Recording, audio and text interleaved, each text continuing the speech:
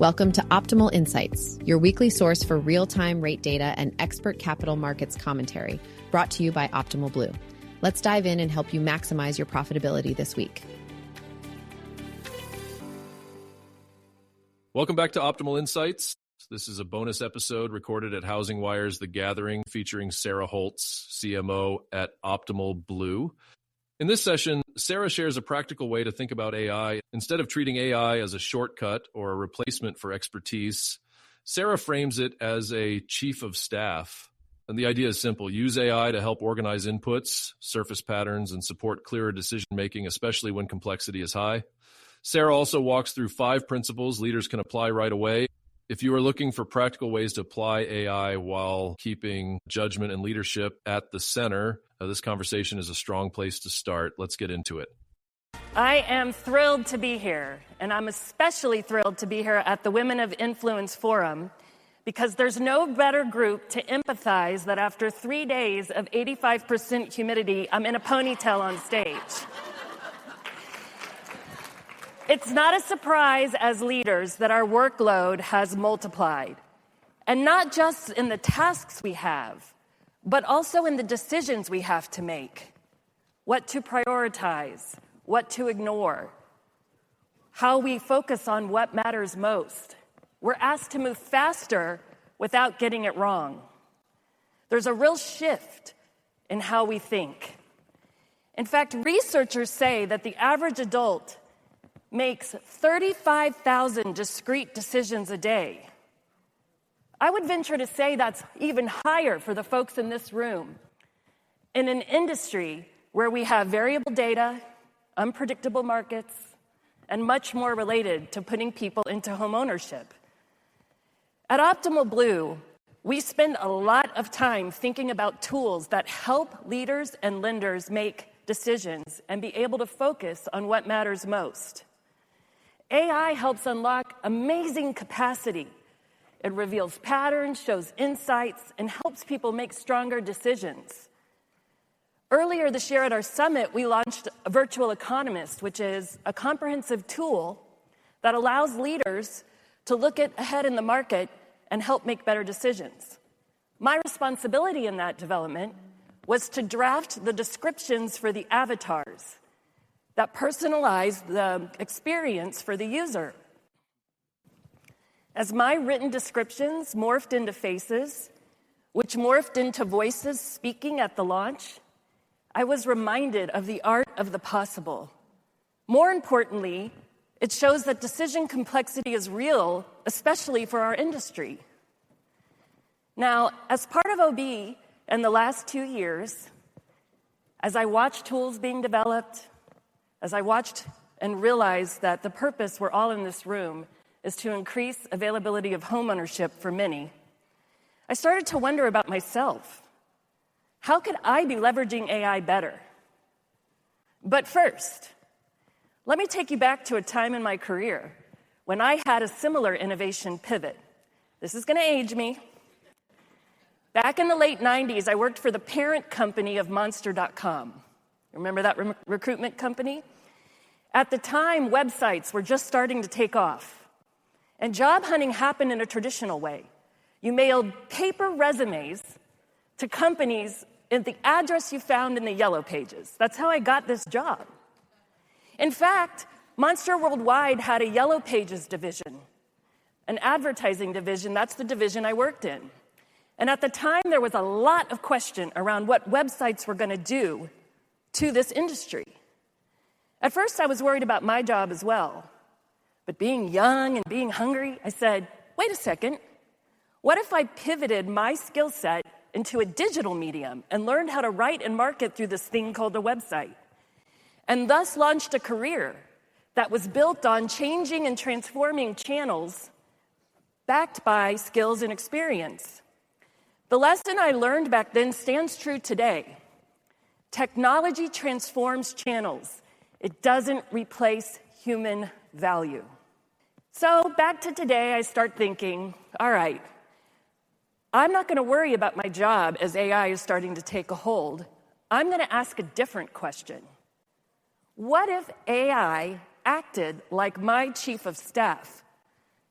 Who as a leader hasn't needed an EA at all times, right? Not a replacement for my thinking, but something to organize information, surface ideas, support my decision-making. The first step I did was I started with our marketing team. Now look, we have a small marketing team, and we have big shoes to fill for Optimal Blue as a market leader. I didn't want what we needed in efficiency to replace what I value in our work, which has to be true and authentic, innovative marketing, okay? So what we did is we took the tool that our company has, and we created an agentic AI resource built on brand and style guidelines that we developed together. The entire team uses it to draft, to polish, and to help plan. In this way, every person in the department has a department intern. And it's truly, truly amazing. Now, as a marketer, and probably for many of us in this room, we know the first draft is never the final product. It still takes a lot of human effort to turn early drafts into great outcomes. But there's no doubt we saved efficiency by using AI. I didn't stop with the team. You know, as leaders, the decisions we make every day are so immense. They happen at the same time and the same feeling of priority. In fact, I make the joke often that I feel more like a chaos coordinator than a leader. Now, I started asking again about this chief of staff concept. How could I use tools available to me to make my life more efficient, more optimized, and more organized? I needed AI to be operationalized as a cognitive consultant. And as such, I decided to name how I was going to use AI Coco. So I could say, let me ask Coco. Now, it also happens to represent my favorite brand.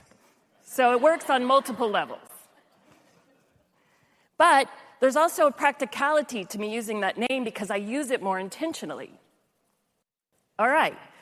So, how does AI become your chief of staff? Well, through lots of trial and error, I've learned a few simple principles that have helped me leverage AI at work and at home, and I want to share those with you today. The first lesson I've learned is prompt with clarity. The clarity of what you put into AI impacts the quality of what you receive. At first, when I started using AI, I typed in, "Give me a marketing plan for this campaign." And I got what you expect, a generic, unusable, not very helpful response. So I tried again. I said, act like a CMO of a tech company who's leading the industry. Here's what we've tried before. Here's our target audience. Here's our competitors. What are we missing? And I did. I brain dump. An output came that was amazing, helpful, and helped move our plan into a direction that innovated how we were marketing. That same principle can apply for anything you do with AI. How you put clarity into your prompt is the quality of output you will get from AI. The second lesson I learned is solve the real problems. Do you remember when they did those memes for a while? And you tried to follow the prompts to get the meme, but one arm was wrong? And then you tried to correct the arm, but it accidentally overcorrected the rest of the body? I'd spend hours trying to do a one entry and fix. Not helpful, waste of time. So I reset. And on the day I was thinking about this, I had 3 critical meetings and 2 personal commitments, and I wasn't organized for any of that. We know that feeling, it's stressful. So I brain dumped into Coco again. I said, Coco, help me organize. What was scattered in my brain was structured in seconds, and I was able to deliver at the best version of myself throughout the day. That's when I learned solving real problems with AI is the true meat of using AI. The third lesson I've learned is target small and repeatable wins. You know that time at 5:30 when you're exhausted from making so many decisions? And some child who lives with you walks in and says, "Hey, Mom, what's for dinner?" It suddenly becomes the hardest and most annoying question of the day. So I turned to Coco. I said, Coco, here's what we have in our pantry. Here's a typical grocery list. I have 2 children who are equally picky in completely different directions and a husband who needs to make a meal tonight.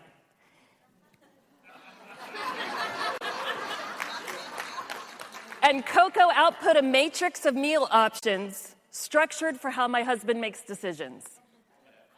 It was unbelievable. I was clapping while it was happening. That's when I learned small, repeatable wins actually do create capacity for you. The 4th lesson I learned is to supplement your relationships. I'm going to tell you a tale of 2 Joes. Joe Holtz, my husband, and Joe Tyrell, my boss. And I can tell you this because neither of them are in the room. My husband is amazing. He's dedicated to our family. He's a loving, loving man. And we operate very differently. Where I'm focused on strategy and planning, he wants to execute. And our honey-do list gets lost in translation.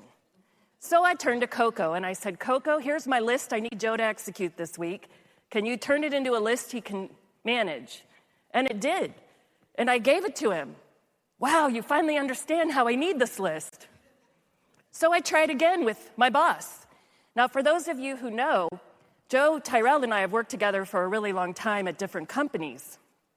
Well, he knew me back then in a different role. And as you rise to your executive roles, what gets you there is not the same thing you leverage when you're in the role. And I wanted to show up different to him. Now, being Lebanese, half Lebanese, I'm very passionate, and I talk with my hands. So I went to Coco and said, here's what I want to talk to Joe about, but I want to show up this way when I talk to him. And Coco populated a couple of bullets for me that I used to talk to him, and it was amazing. And I felt really good about the conversation. So AI helps you show up better in relationships. It really can. And don't be afraid to brain dump in it. The 5th thing I've learned is to cultivate decision confidence. As a leader, there are often multiple paths forward. They all seem viable, and none feel perfect. And I'm a type of person who will spin and spin on the right answer when nothing feels perfect. What will happen at D when I do ABC? Overthinking to the max. Now I leverage Coco, and I say, Coco, here's what I need. Again, brain dump. Here's what's happening. Tell me some options. Well, Coco has started to learn how I work, and I get replies like this. Here's my Coco recommendation based on how you operate.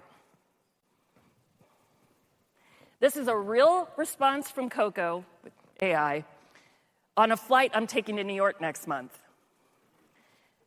By leveraging how AI reviews insights, data, and how it learns your patterns, it's all pattern-based, you really can help cultivate decision confidence in moments when there are different options for you to decide from. How relevant is that for our industry with the challenge of the decisions we're trying to make every day for not only people getting into home ownership, but also for our business? It's incredible. Look, as leaders, we manage a lot of decisions. We burn a lot of capacity. We have a lot of priorities that we're managing.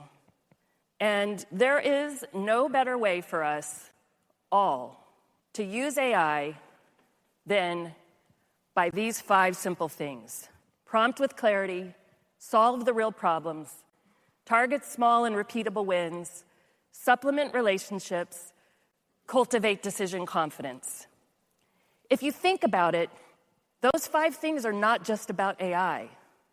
They're about also how you show up as a leader. I've seen the power of AI at Optimal Blue. I'm going to continue using Coco to show up as a better leader at work and home. And in both cases, AI is fundamentally changing how we make decisions and show up. The future of leadership is not about staying ahead of AI. It's about thinking better alongside it. Thank you. I'm thrilled to be here today.